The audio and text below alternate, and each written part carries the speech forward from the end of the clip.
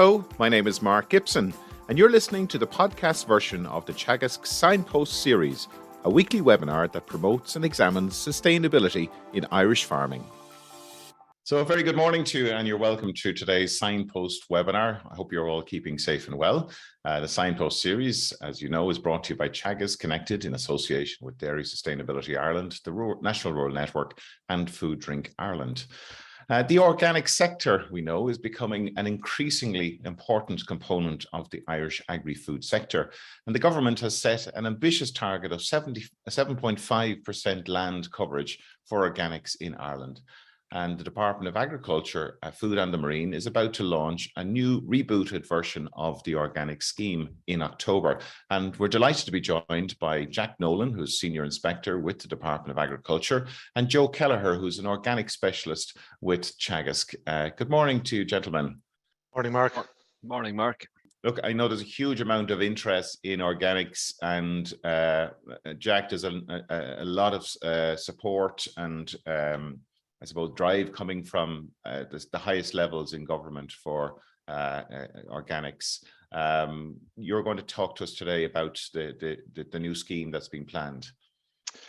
Yeah, and I suppose I'd like to acknowledge at the start, Mark, that there's been great support from within my own department, Teagasc, Board BIA, private consultants, organic certification bodies. I hope I'm not leaving anybody out. There's a wealth of knowledge out there, and people are very generous with their time, organic farmers themselves. So yeah, we're building, there seems to be a good headwind behind it, which is great. It's brilliant, yeah. And I suppose it really illustrates how important it is for a whole of industry response when it comes to getting these types of initiatives off the ground and really putting some drive behind them. So I think without further ado, Jack, we'll get stuck into the presentation. So good morning, everybody, and thank you very much for joining this morning. And thanks to Teagasc for the opportunity here. These are a great series of webinars. We were just chatting earlier on, and I think they're a really valuable resource. They've covered a broad range of topics. I think today is the 125th, so congratulations to Teagasc for the idea and for continuing it and having this reservoir there. I'm going to talk about organic farming, and we've had a huge amount of publicity this year about it. Like you mentioned, Mark, I suppose people are wondering what it is, where is it coming from, what does it mean? I'd like to state from the outset, organic farming is just another type of farming.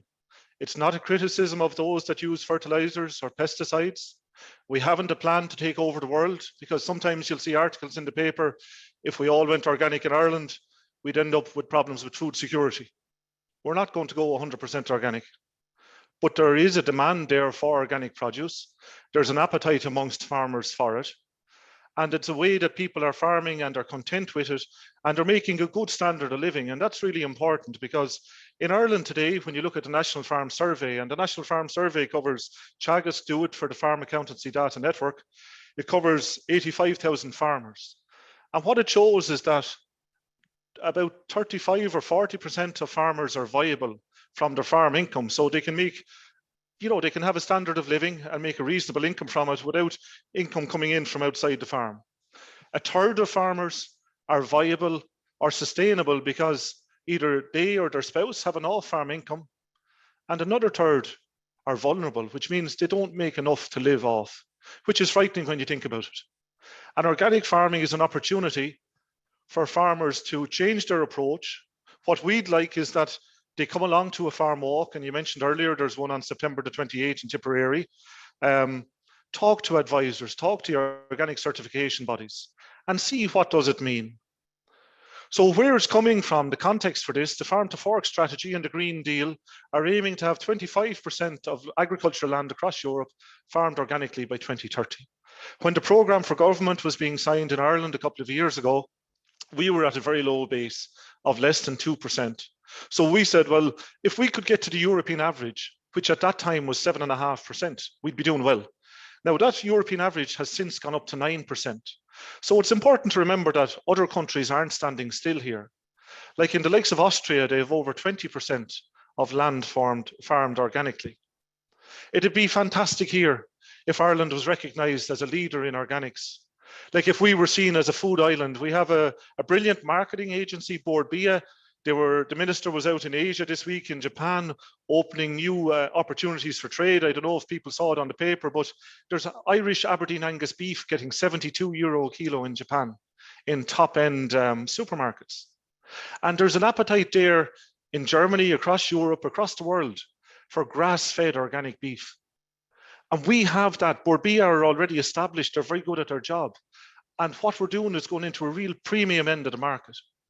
It's identified in the climate action plan. Obviously, if you become organic, you won't be using fertilizers or herbicides or chemical fertilizers or sprays.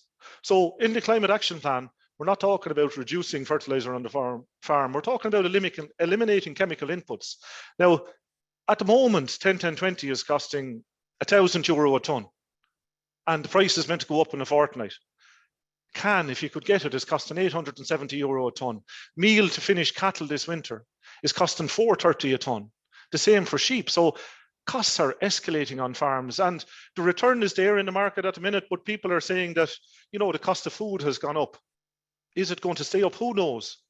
But this is a way that you're going to be reducing the amount of money going out the farm gate. So you're not going to have a fertilizer bill, or else you're going to minimize it, because there are two types of fertilizer you can use. You know, you can, but you're not going to be spending, like, I think up to a third of a farmer's expenditure goes between fertilizer and meal. As much as possible, that's going to be within the farm gate. The CAP funding from 2023 to 27 is 256 million, which is an increase of 5-fold on where we were 5 years ago. Then you see, we can't go organic, we're this, we're that, what's going to happen? So this figure is from 2019. I'm sorry, it's not more up to date. But if you look there, we start off with those stocked less than 100 kilos per hectare. Now a suckler cow is 65 kilos. So maybe 1.3 livestock units. Half the land in Ireland is stocked less than 100.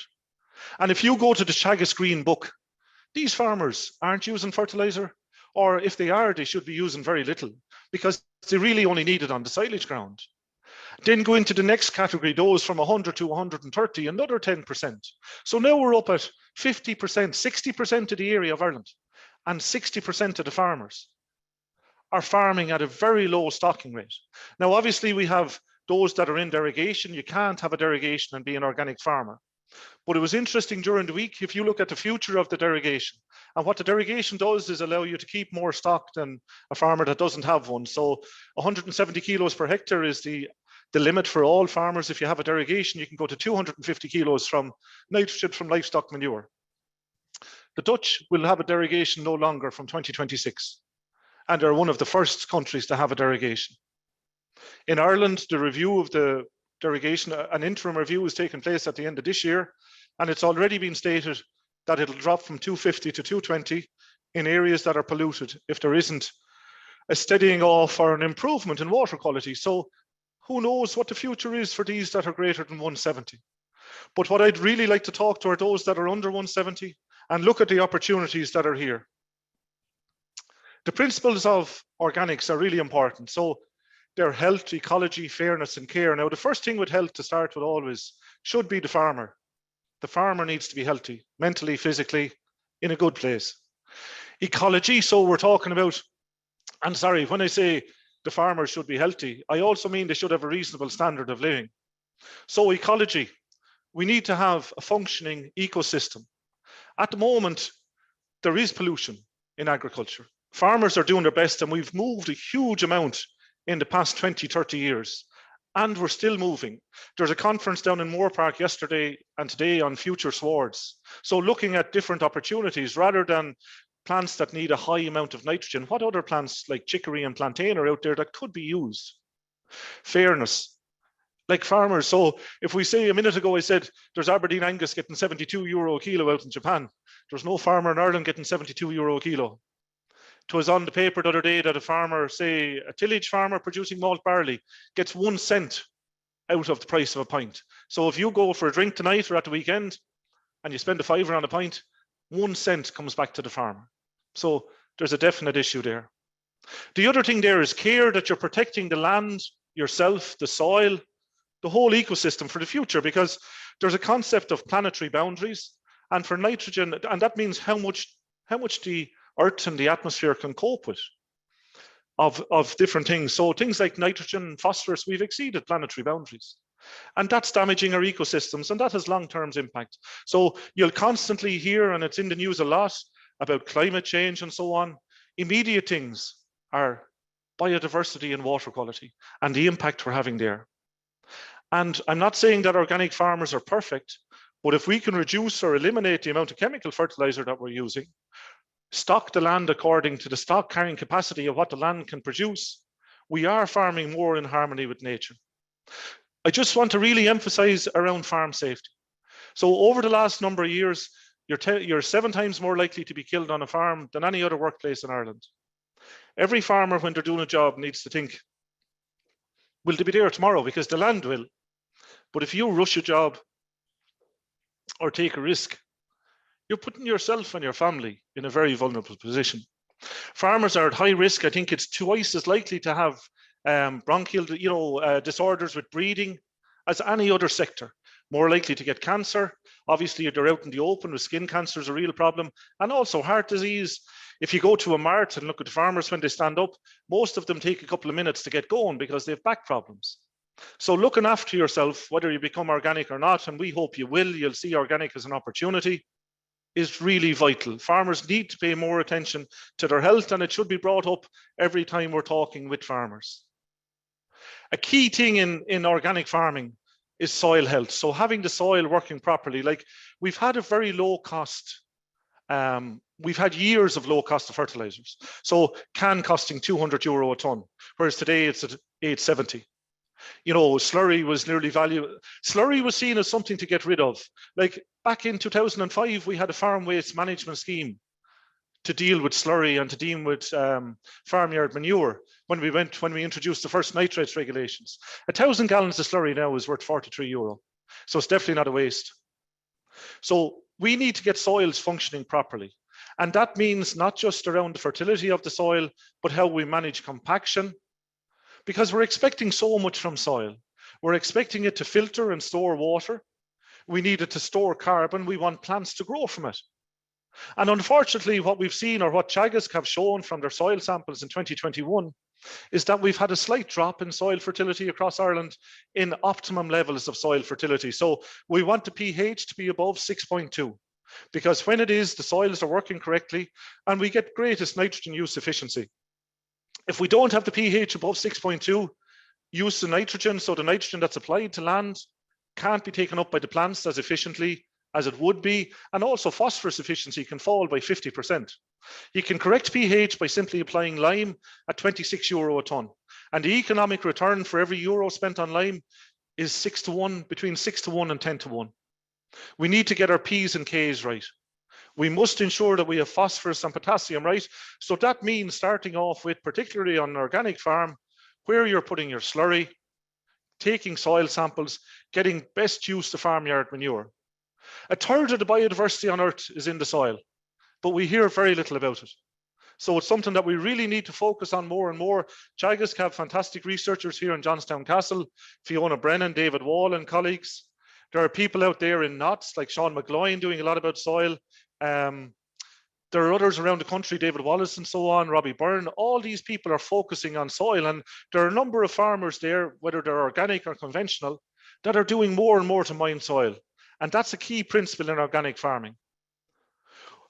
A really important thing here, so you're going to reduce chemical fertilizer. Now, for those that are stocked less than 130, you can get up to, I think, about 80 to 100 kilos per hectare from white clover. This is a paper produced in 2018 by Deirdre Hennessy. And she was saying that grass with white clover included in it will produce the same as swards receiving up to 240 kilos per hectare. That's amazing. Like 240 kilos of nitrogen per hectare is like 6 or 7 bags of can to the acre. And a bag of can now is costing you €40 or more. So you're saving €240 per acre if you use white clover. People say there are difficulties with it. So you have to manage animals as regards bloat. The practical thing is that the more white clover you have on the farm, that you're not switching animals back and forth between fields that haven't white clover and those that do. Don't ever let animals in that are hungry, or be careful in the wet. Let animals in when they're full so they're not going to gorge on it. But there's huge potential here. And this is a key feature in organic farming. And what's interesting to see, there was a walk on sustainability, an open day in Johnstown Castle here last week or the week before that was really successful, and there were huge numbers at it. And white clover and multi-species were key features of it. I was saying earlier on about the reservoir knowledge that's here in the webinar series, in the Signpost series, information for people. So James Humphreys down from Teagasc in Hollowhead is working on clover for the past 20 years. And on the 24th of January this year, if anybody wants to Google it, he did a presentation on red clover that'll give you much more information than I could ever try to, but will show you that you can produce enough red clover to meet your silage demand. And when I mention silage, it's really important. We've moved away from it in the past couple of years, I suppose, that we were kind of skimping and saying we're going to minimize the winter period and we're only going to have enough for 3 months or a little bit in silage. In an organic system, you're going to be dependent on clover. So you're not going to have early spring grass. And that's something you need to get ready for straight away if you're coming into organics, that you need to have a good buffer of silage. You can decide with your advisor how much that's going to be, dependent on your stocking rate, but you won't be cleaning out the silage pit every year or using up all the round bales. You need to have a buffer there so that you're not going to be in a situation where you're stuck. That's really important. Red clover does need, if anybody gets in touch with Teagasc, they can Google this or get in touch with James or Daniel or Owen or William. They'll give the information on it. In Hollowhead, they have a very high stocking rate with 0 nitrogen because they're using red clover and white clover. And animals love it. It's very high protein. So in organics, the ideal aim, I mentioned it earlier, is that we're going to finish animals off red clover silage over the winter period.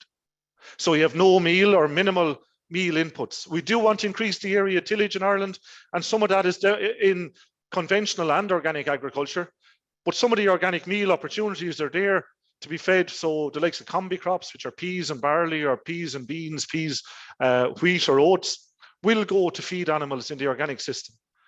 But I mentioned it at the start, the marketing we could do if we were purely grass-fed organic, using the likes of red clover as much as we can.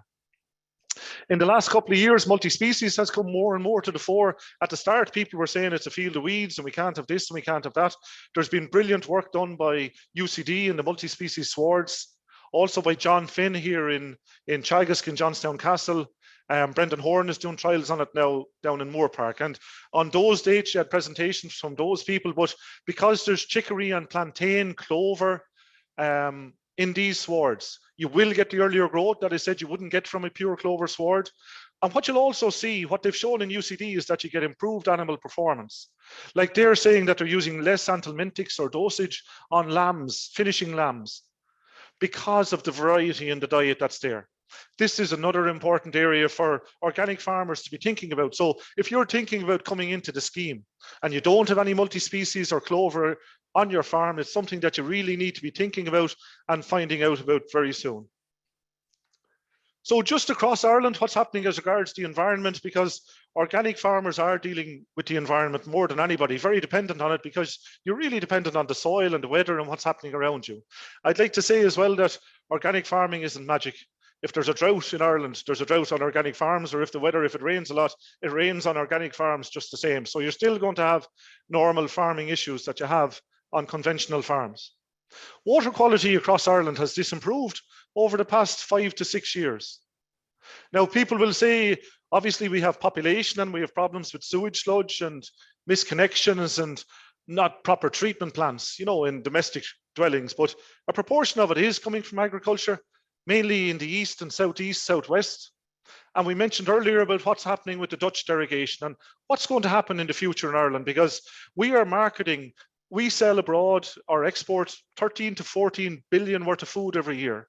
We have a very good strategy for agriculture, food vision developed, Tom Arnold chaired it, developed by all the stakeholders. And that's aiming to increase the value of our exports. We're not looking to increase production, we're looking to increase the value of our exports. But consumers are more and more concerned about what's happening with the environment. And if you look at what's happening with water quality in Ireland, the trends are not positive. So nitrogen problems are in the east, southeast, and then as regards phosphorus, mainly in the west. And phosphorus is lost through runoff and overland flow, so through poaching.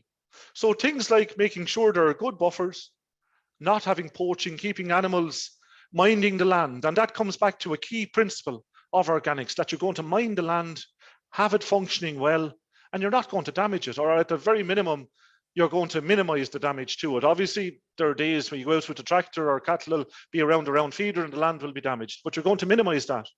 But this is what's happening in our environment around it. We are losing too much nitrogen and phosphorus. We are damaging our water. As regards biodiversity, we don't need to go into statistics at all. The hedge cutting season opened on the 1st of September. There was a hedgerow week. And again, I think Catherine Keena was on this webinar series lately. But take your time cutting hedges. If you're a farmer, you don't need to have the hedges square. There's room for hedges to grow. The bigger they can grow, the better. Obviously, you need to cut behind wire and beneath the wire so that fences don't hurt. But you don't have to cut every hedge to the butt on the 1st of September every year. The longer you can leave it in the growing season, the better. There's a huge drive around pollinators in Ireland. You'll see it on the motorways and on the roads, All Ireland Pollinator Plan and a picture of a bee. And there's been big improvements in cities and towns straight away because it's very easy to get an improvement when you're starting from a poor base. When you fly into Ireland and see all the ditches and hedgerows, we're in a very good place already, but we could be doing much better. We could be doing so much better. And what we want is for farmers to think, I don't have to be like that. It's okay to have a hedgerow that looks a bit untidy.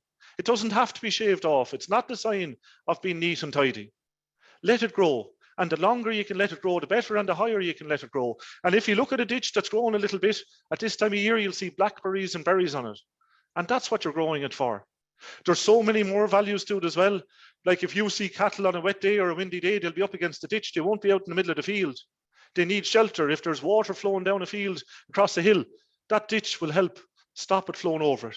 Obviously, it's sequestering carbon. During COVID, we saw like never before people out in the countryside walking and enjoying the countryside. And the value that they get from hedgerows, from biodiversity that's being managed by farmers is massive, and it's invaluable. The organic area in Ireland, as I said earlier, is only about 2%, so 110,000 hectares.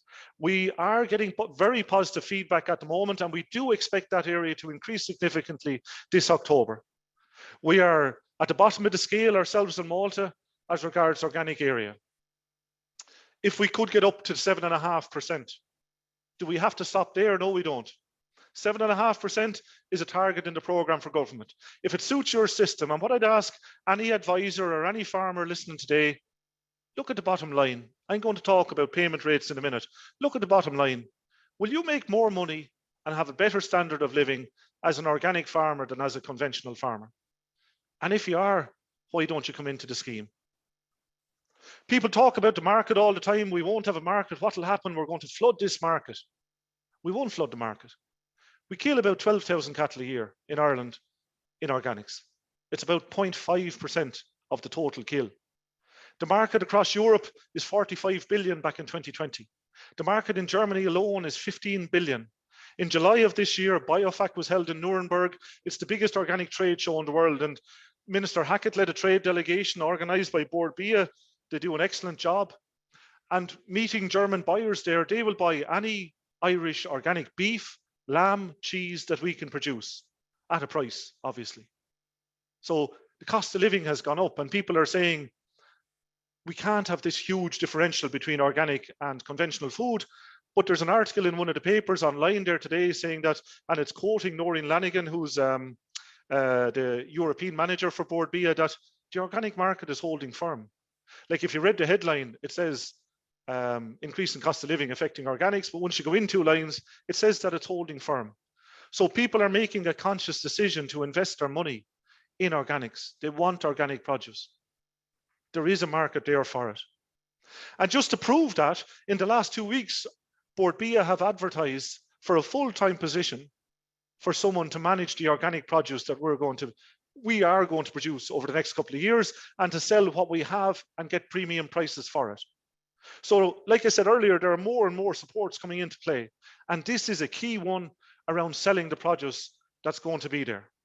The scheme is going to be 256 million. If you come into organic farming, or if you are an existing organic farmer, you'll get priority access to the acres, the next agri-environmental scheme. TAMs will be 50% from organic farmers from the 1st of January. So if you want to buy a topper, a mulcher, a loader, a hay bob, a mower, you'll get a 50% grant. If you need to buy tillage equipment, a 50% grant. If you need to adjust your shed, because it's a really important thing, and it comes up again and again on farm walks, 50% of the area, if you were housing your animals for the winter, and you don't have to as long as you're compliant with all the regulations, but if you are, 50% of the space available for animals must be in the form of deep litter, or in Ireland, generally speaking, that's straw. So people may have to convert their sheds, or the best thing to do is look at their existing shed and see how could they adapt it. But if you do have to carry out any building work, you'll get a 50% grant.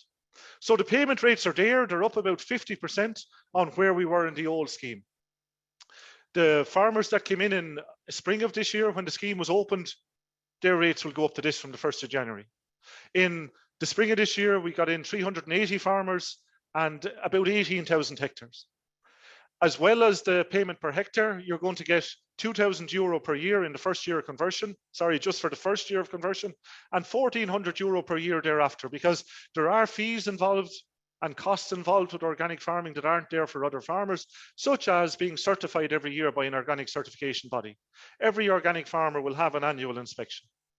If you want to check it out for your farm, or you're an advisor and there's farmers in your office, if you Google CAP calculator, there's an organic payment there, a payments calculator that you can put in your area too, and it'll show you exactly what you're entitled to each year. There's been a huge increase in advisory support this year, and we should be complimenting the ACA, Teagasc and NOTS, or the National Organic Training SkillNet, for the amount of information and the extra effort that's gone into organics this year. For example, Teagasc have a new specialist, Martin Burke, started there the other day in tillage. Somebody will be appointed on horticulture, and they have 6 new specialists or advisors coming on board around the country. The ACA have appointed Mary Lynch, and she's been hosting farm walks over the past couple of weeks. And the level of demand, or the level of attendance at these farm walks, has trebled since spring. And that's, I suppose, as a result of the terrible crisis in the Ukraine, and people worried about their future and how can they keep farming, because we want people to keep farming, we want them to be viable, and you can make a good standard of living from organic farming. Just to show you here the Teagasc roadmap for suckler calf to beef, you can see the target there is to be at 116.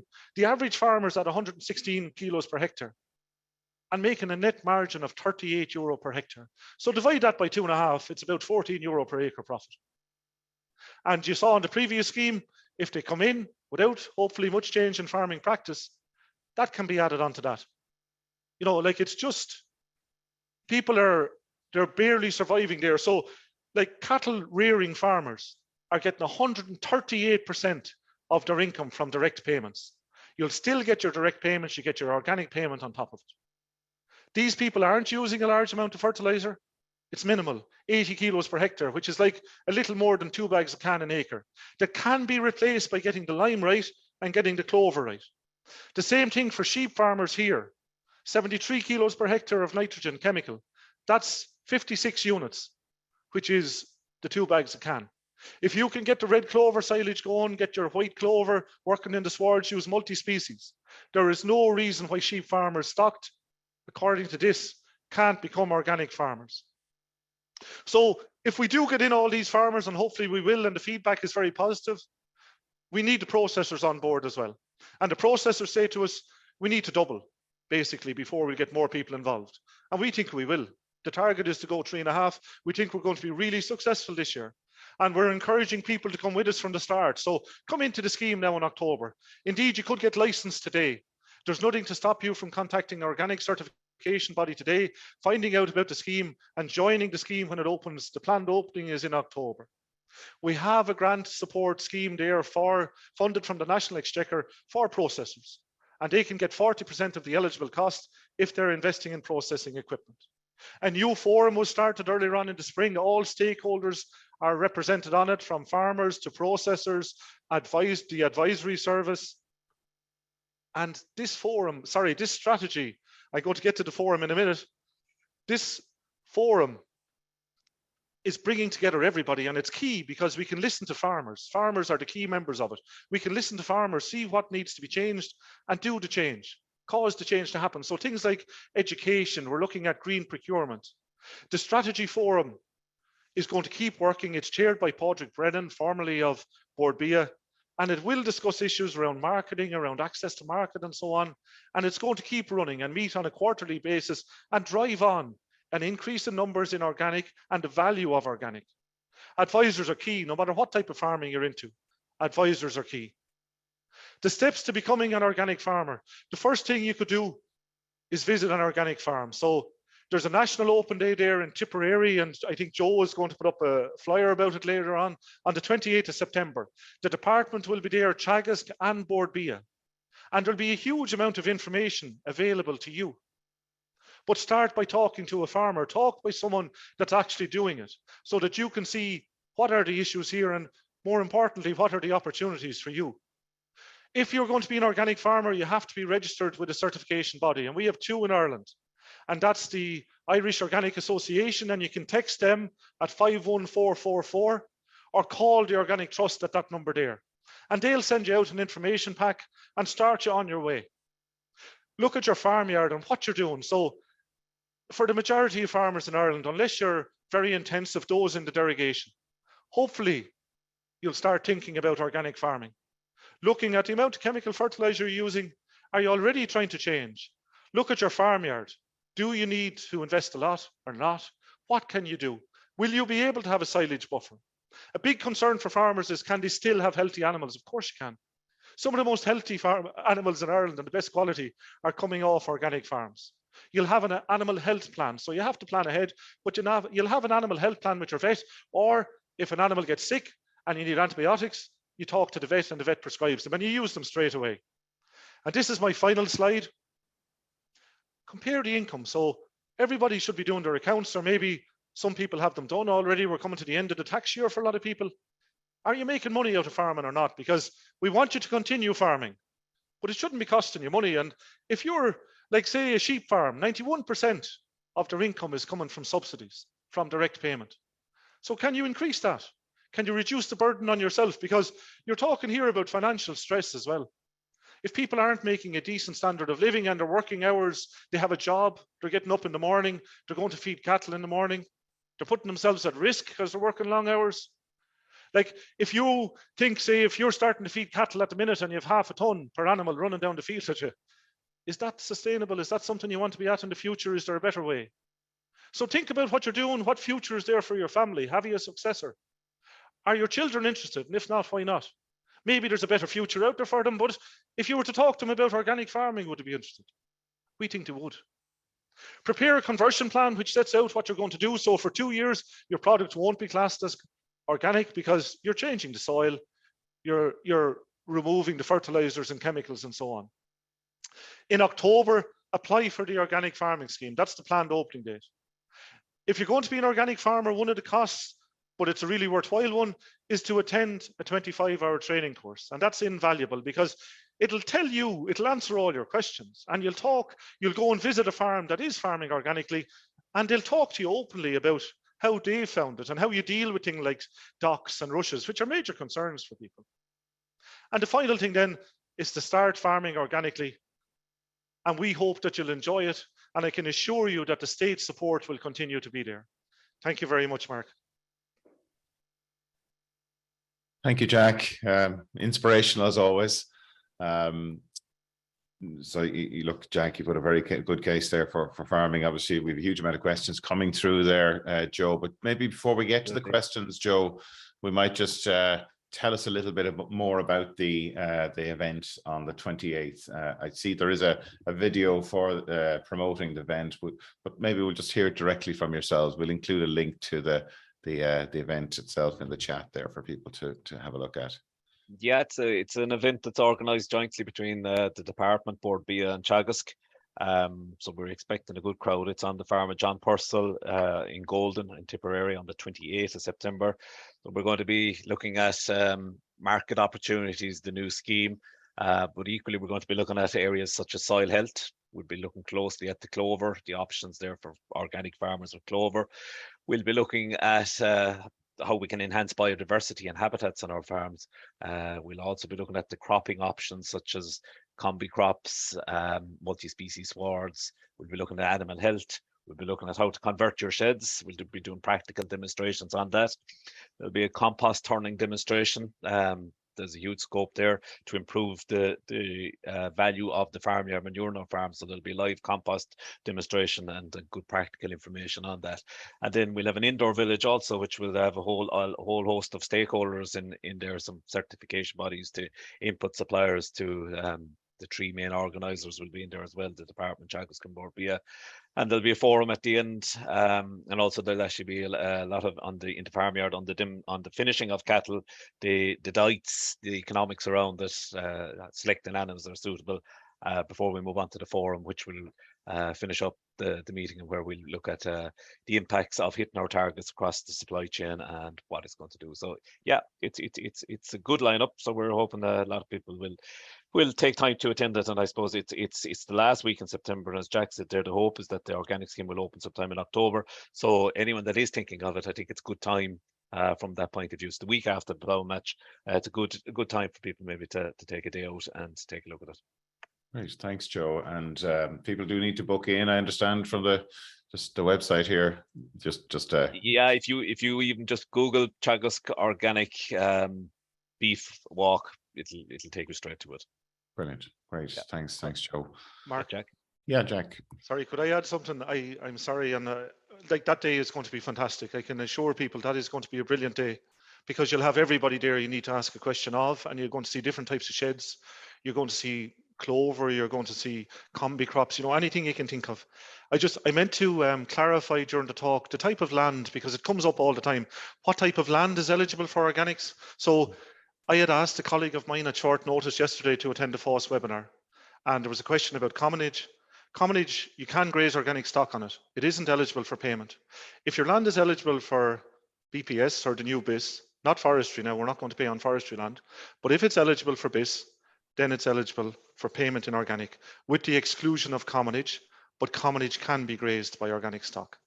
Sorry, I just wanted to clarify. Okay, thanks, Jack. Yeah, we're getting an awful lot of questions in here, so a huge attendance this morning as well. So it just goes to show the level of interest in this topic. But just, Jack, you talked about, and you give very good assurances there around the market prospects and particularly across Europe there. And you also talked about the supports that are there for processors as well. But how do we, because I know this has been somewhat of a scourge of the sector for the last, since I've been in the area, to just try and get that initial momentum going amongst the processors. And also going back to that point you made about 1 cent from a pint going back to the farmers. Like, how is there an opportunity here to start out a bit differently here, that to ensure that more of the end price gets back to the farm within the farm gate? And maybe Joe, you want to come in on this afterwards as well, because there's a big issue. There has never been such promotion and understanding of organic farming and ambition for it in Ireland. Like I said earlier, this is the 125th one of these, Mark. Mm-hmm. You've never had organics on before. You're two or three, have you? We have. Oh, you have? Yeah. Okay, I didn't see it. Yeah. I'm sorry, I didn't see it. But like, I suppose it's just a change in attitude amongst consumers, amongst farmers. Like, and the pressure that's there on farmers, they're looking for an alternative. They want to see, is there another way? Because they want to keep farming. We need them to keep farming to look after the environment. Absolutely. Like, if the farmers stop and give up, you have land abandonment, which is disastrous. Like, we need them out there. Organics is a huge opportunity. We can't say to a processor tomorrow, start up a kill line for cattle and we'll give them to you in 2 years' time. The people that come in now and the farmers that came in the spring, they're 2 years in conversion. And what we're doing is, Board Bia by that time will have established markets, but the German retailers said to us, they will buy what you produce at a markup of between 5 and 10%. To be honest, it may go up to 15% at times. With organic beef, they price out for, I think, maybe 6 months at a time. So you'll get 2 price lists in the year. If conventional prices rise in the meantime, the gap narrows. But if they fall, the gap widens. But at least you can plan ahead. A number of organic farmers are doing direct selling and they're increasing their profit margin that way. That isn't for everybody. But you definitely have, like, we were on an organic farm there in Durrow and Laois, and he was saying he has control of what's coming onto his farm as regards costs. Like, if you think of it, I was talking to the local manager in the co-op in the spring, and he said he's flat out extending credit lines for farmers which is great. Like, they're lending more money. There was a big headline on one of the papers one day. Great announcement that the credit unions will now lend you money, but you have to give it back. Don't forget that. And the greater the debt you have, the greater the risk you have. And obviously you have to spend money to make money. But with organics, you're minimizing the risk. You're minimizing the cost to you. So that's why I see it as a viable option for farmers to think about. And what we want is that it's given consideration, that you don't dismiss this out of hand. Like you said, there wasn't much about it before, and there wasn't. And people didn't put much pass on it. But what we're asking now, come to a farm walk, talk to the people like Joe, and make an informed decision. And I bet you'll be considering coming into organic farming. Yeah, no, I think, Jack, the point I was making was about the supply chain. And I've heard stories of farmers having to sell organic produce or cattle into conventional marts. But I do think there's a turning point here. But Mark, just on that, you're still making more money. We're still making more money. Like, whether I sell them as I want it to be sold organic, but whether I do or not, I'm still making more money. Yeah. Like, there is huge leakage from beef and sheep. And what the factories say is we need to double production. And that's what we're going to do. Like, that's the program for government, that we're going to treble it. And we're going to, and other processors will get interested, and we will sell more organic. But at the end of the day, you're still making more money. Well, you're certainly insulating yourself from those external shocks as well, as we've seen with the fertilizer prices and the prices of general inputs as well. So there's no question about that. Joe, there's a huge amount of questions coming through here. So what we might do is we'll work on them together, because I'm sure there's some that you'd like to respond to as well. Yeah, absolutely. There is a lot of questions there. I suppose maybe if I kind of group them on a theme basis, I suppose, Jack, the first kind of ones is the double funding issue. There's one technical one there. The agroforestry scheme is considered to be a double fund if done on an organic farm. Surely both measures, though environmentally sound, are separate measures and should be funded independently. So the forestry strategy is being reviewed there at the minute. And as far as I understand, there'll be a new forestry plan from the 1st of January next year, and things like that are under consideration. Okay. There's another double funding one, if I can find it here. There'd be one on acres, I'd say, Joe, is there? There's surely one on acres. There is plenty on acres, yeah. The acres one is the one on the cooperation measures, and it's from an advisor, I'm guessing here. I have a high proportion of clients in high nature value areas which would fall into the acres cooperation. I see from the draft spec that the organic farming scheme is allowed with acres, but only where acres payment is reduced by €250 per hectare. This is essentially reducing a score of 7 out of 10. This would probably be a good average in my opinion for these clients. Minimum score will be 4 out of 10. Basically, the question is, these farmers in such areas are not enticed to enter both acres and OFS unless, in my opinion, there is better incentive for drop and reduction in the acres payment for 250 to 150. Any comments on that, Jack? Yeah, sit down and tease it out. Like, you need to sit down as a farmer or as an advisor, use the payment calculator that I put up earlier, because at €300 per hectare on 40 hectares, you're going to get €12,000 plus 2,000 of a participation fee. That's 14,000. And then look at the linear measures within acres and try and add those on, because there will not be a change there. I don't think there will be a change as regards double funding on area-based measures, because organic farming in Ireland is about production. Like Mark referenced it earlier, we need more production as well as farming organically. So we're looking at two things. In acres, you're being paid there for farming in a certain way that's very similar to the organic practice. So that's very unlikely to change, Joe. And if you're doing a plan, you should take it as a given. It's not going to change. And sit down and do the package. Do the package between organics and acres and see what suits the farm best. Just a few more acres related ones.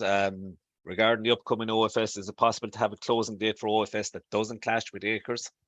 Yeah, we'll be doing our best that it's a couple of weeks later, because it's unfortunate that everything is open at once for advisors, and it's going to be a very busy back end. What we're saying, organic farmers could start getting their license now, get that done. So if you're an advisor out there or a potential organic farmer, contact the IOA or the Organic Trust today or next week, get your license. You'll still be paid the full 5 years. Have that much done so that when it comes to the scheme opening in October, all you have to do is a very simple application system, but it'll help get some of the work done now. Yeah, that's a really important point to avoid those clashes, because it's just going to lead to frustration at all levels. Just some quick ones there, Jack. Will existing organic farmers qualify for the proposed €1,400 annual bonus, or is this only for new entrants? It's not a bonus, no.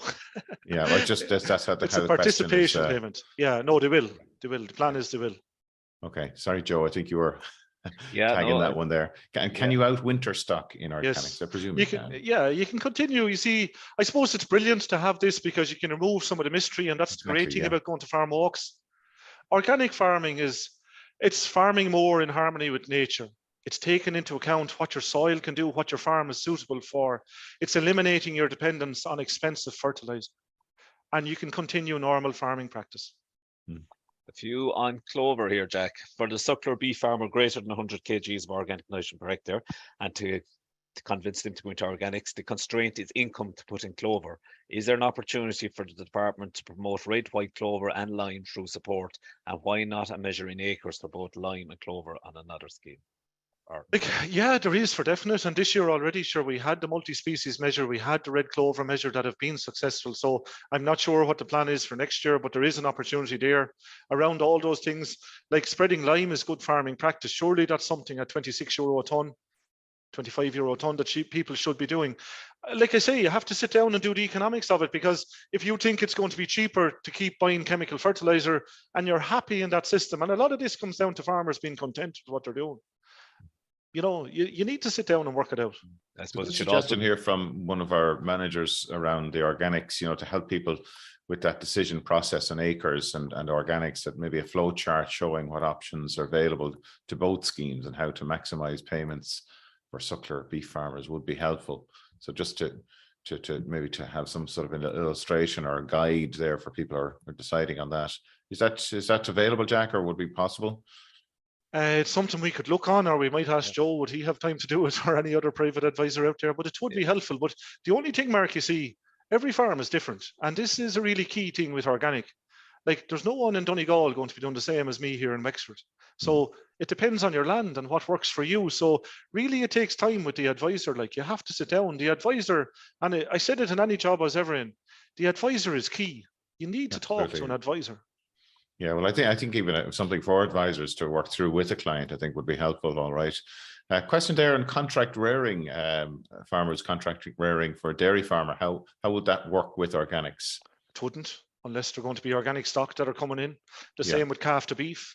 You won't be doing it. So these are types of systems that won't work here. So unless we only have, Joe can correct me, I think we have 72, 75 organic dairy farmers. So unless you're going to be contract rearing for them, it won't work. Okay. How does summer grazing fit with organics, Jack?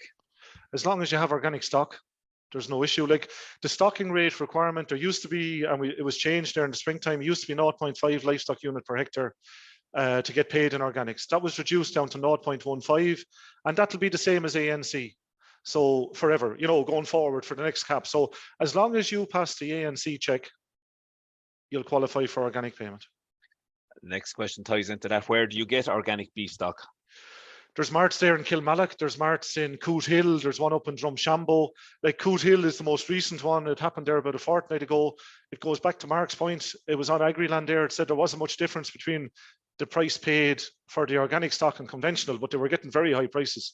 Like, they were lovely animals. And as more people come in, you can also go to the organic associations or go to the, like the IOA or the Organic Trust. And there's advertisements on their websites. Like, all these things, more and more will become available as more people become organic, and more people are interested. Like I said earlier, we've seen a trebling in the level of interest. So there will be more and more stock available. One here probably counter argument on the clover point. Why the concentration on red and white clover and plant and multi-species swards? There are so many other native plant species already in soils that could be of value to animals. Ensuring soils are kept at a pH of 6 or 7 reduces all our native species. Various studies have shown that a variety of native species reduces methane from our cattle.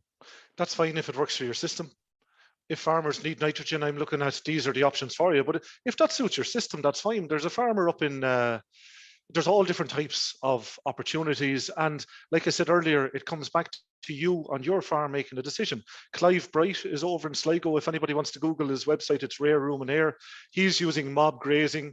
He's outwintering all his stock. He has a relatively speaking low stocking rate, working very well for him, making a good standard of living. So you have to make a decision. There's probably a bit of trial and error on the farm, but what works best for you is fine. You don't have to use clover, but it's an option.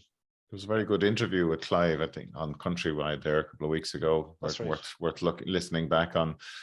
Joe, I might ask you this question about farmers who have slatted areas already and need a straw bed lie back area. You know, are there any inexpensive ways of doing that? Yeah, every yard is different, I suppose, is the first question. So it depends on what is available within the yard. Like the key wording in the specification is that the cattle have to have free access to a straw bedded lie area. So that can be a shed that is 10 meters away from the slatted shed. As long as you can give the cattle free access, they can come into the slats to eat, but they can, as long as they have access to go and lie down in the straw bedded area. So it's about using the sheds that are in the yard if you have them. And again, even if you don't quite meet the 50% rule where the solid area is 50%, you can actually reduce the stocking rate in the shed and just match it to what the solid concrete area is. So there are some cheaper ways of looking at converting sheds. One final one I'd say is some people actually quite clever, where if you have a central feed passage, they'll use the central feed passage as the straw bedded lie area and try put the feed barrier on the outside of the shed. So there is innovative ways of doing it. Provided they're designed well, they would of course be designed for carrying that weight. Yeah, that makes sense. Sorry, Mark, could I of course I'd say, I don't see it now, but I'd say there's questions around dairy farming and so on, and milk prices being so high at the minute, and sure, it's awful hard for organic to compete with that. But for the first time ever, there's a ploughing tent on organic solely. There'll be 25 or 30 stands at it, including processors, all the organic agencies, people that do the training, advisors. And it'd be brilliant for people to call in there and talk through their questions, because they're genuine questions. You know, like organic farming, generally the prices are more stable. They won't fluctuate. Your input costs won't fluctuate. You know, now with grain this year, we had a huge problem for poultry farmers. Definitely, it's disastrous from the Ukraine. But come along to the tent and talk to these people. Hosted by the department, is it, Jack? The department and NOTS are co-hosting it. Excellent. And I'm sure Joe will be there, and Elaine and colleagues and others, you know, so we'll be there.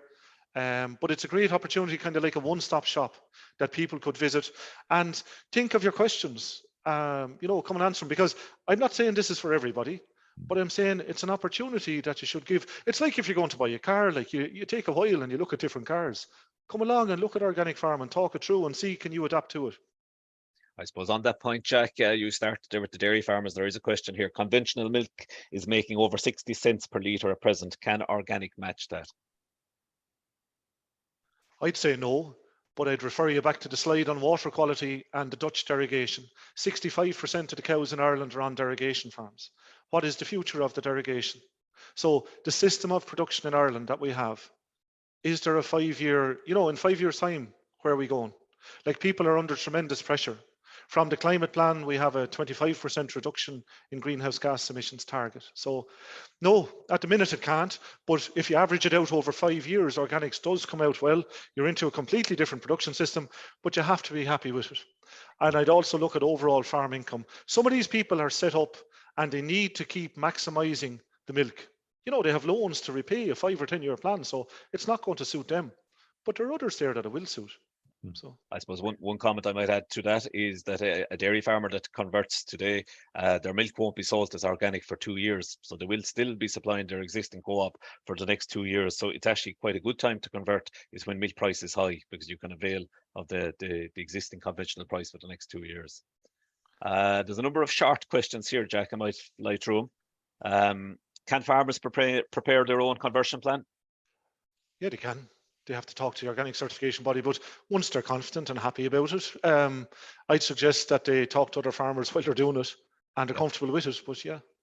And just a question there in relation to the costs there. I mean, what sort of setup costs are there? I see that there is an establishment grant, if you want to call it that, within the organic scheme. So, but just for a person who is getting set up there. So the first year's license, Mark, will be around 300, 350. to be licensed by or certified by an organic certification body, they'll come and visit.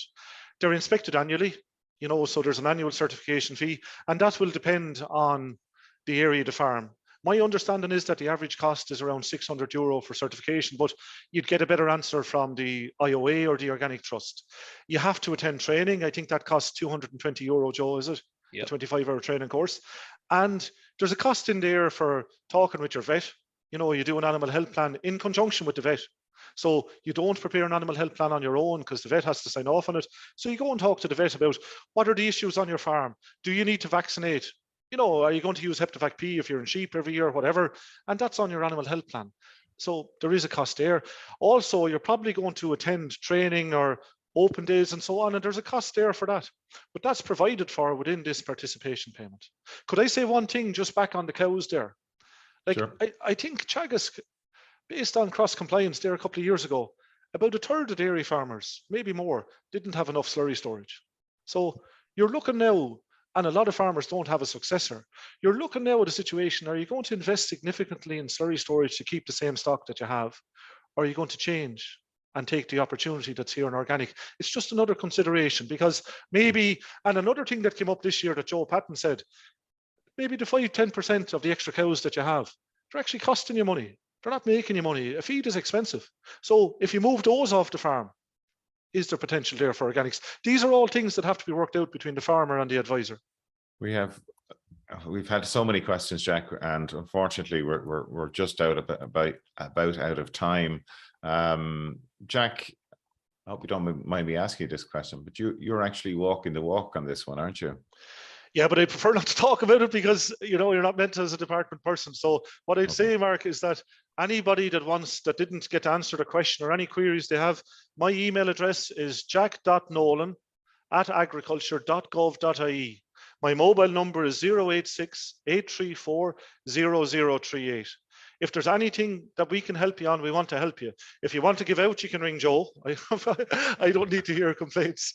I know, but please contact me. We want to help. We want to help. Anything, and so anything that's unclear after today, please send us an email or ring me, and we'll do everything we can to help you. Okay, Jack. Look, there's no doubting your commitment to this, and likewise with Joe. I mean, the resources are really funneling into this area within Teagasc as well. So it's great to see that momentum gathering behind this. So no doubt we will be talking to you again about this, Jack, and Joe. We'll best of luck with the event on the 28th, and I'm sure you'll have a great crowd for it, and please God the weather will hold up for it as well. So with that, I just want to say thanks again, Jack and Joe, for coming along today, and for a really excellent talk today. So do join us next week. We'll have to just check in to see who our speaker is for next week. But again, I want to say thanks to Andy Boland and Yvonne Maher for helping out with the technical side of the event and the production side. So next week we are going to be joined by Noel Meehan and Joe Crockett, who's going to be from Dairy Sustainability Ireland, and Noel Meehan is from the ASSEP program, and we're going to be hearing about this water quality program, the ASSEP program, its interim review, and how that's performing across the country. So with that, we'll say thanks a lot. Jack, did you want to say something finally there? I just want to say thanks to colleagues in Teagasc there for the opportunity, Mark, to present. It's great to get the opportunity, and again, congratulations on the success of this series. Great. Thanks, Jack. Thanks, Joe. Take care. You've been listening to the podcast version of the Teagasc Signpost Series, the weekly webinar that promotes and examines sustainability in Irish farming. Don't forget to join us live every Friday morning for our latest webinar. For more, visit teagasc.ie. And you can also rate, review, and subscribe to the Signpost Series on Apple Podcasts, Spotify, or wherever you get your podcasts from. I'm Mark Gibson, and thanks for listening.